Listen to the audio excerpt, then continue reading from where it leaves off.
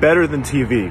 Hollywood writers can't make this stuff up. Wait until you hear what the eyewitness testimony was this morning at the Tory Lanez trial. They asked Mr. Kelly, do you know why you're here? He said, absolutely. The defense attorney put up a picture of the back of his home. You could see a driveway. They had him draw a square where the SUV was parked. It was right on the curb of the back of his house, 10, 15 feet. His window is overlooking it. He stepped out onto his Juliet balcony and he watched for several minutes as Meg Thee Stallion and Kelsey, the two females, he didn't identify them by name, got out of the car and they were engaged in a fight. It was violent. It was quite aggressive. It started with arguing that woke him up in the middle of the night. Where his house is, often him and his son are woken up in the middle of the night by people who stop in and around the back of his home. This was another night, arguing, escalation, two women fighting. He watched the whole thing while standing on his balcony. Oh my God, it gets crazier.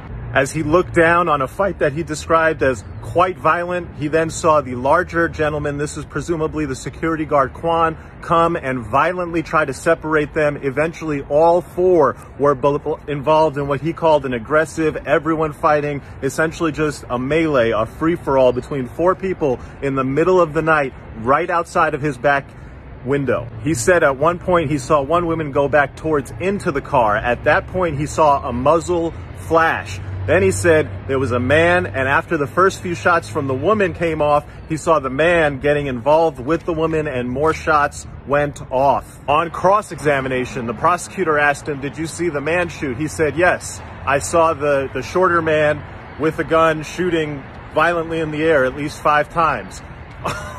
Okay, wait, what? That's not what you just testified.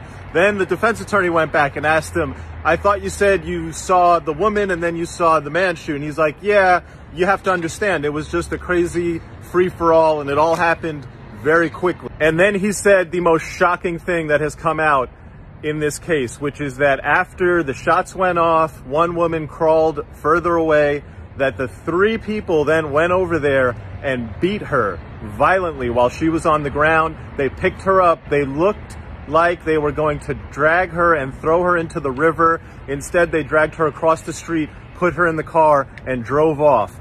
The prosecution, we're on lunch, the prosecution is going to come back, and basically they're trying to build the case that this witness is lying because he's intimidated by the defense, that he never said anything about the muzzle flash going off near Kelsey, and now he's saying all this because he's scared of telling the truth. We'll see how that comes out on direct. Here's a fact, though. He has been consistent about a couple things. One, the 2 women were outside that car fighting for several minutes, escalated, started with an argument, then it got quite violent and the security guard came out to try to separate them. The idea that the jury would credit Meg's testimony, which is just completely contradicted by this eyewitness, is highly unlikely. The prosecution has major work to do to save their case, which is absolutely on life support right now.